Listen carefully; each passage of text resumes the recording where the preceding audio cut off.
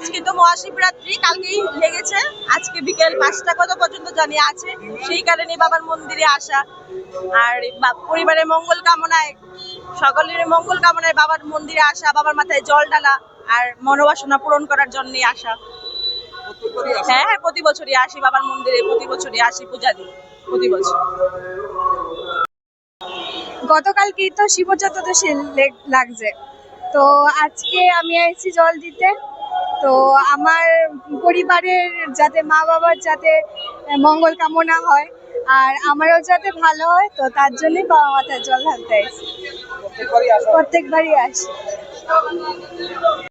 বাবার মাথায় জল ঢালতে প্রত্যেক বছরে আসি পরিবারের মঙ্গল কামনার্থে, এবং কালকে চতুর্দশী লেগেছে, এসেছি আজকে এবং এসে খুবই ভালো লাগছে।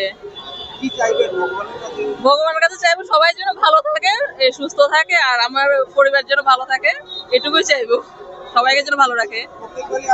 প্রত্যেকবারে আসি। আমি বাবার মাথায় জল ঢালতে এসেছি, কালকেই লেগেছে, তো আজকে আমরা দিচ্ছি পরিবারের মঙ্গল কামনার জন্য। তো বাবার মাথায় জল ঢালতে এসেছি। হ্যাঁ, প্রত্যেকবারেই আসি, তো এবারও এলাম বাবার মাথায় জল ঢালতে। ভগবানের কাছে কি চাইবেন?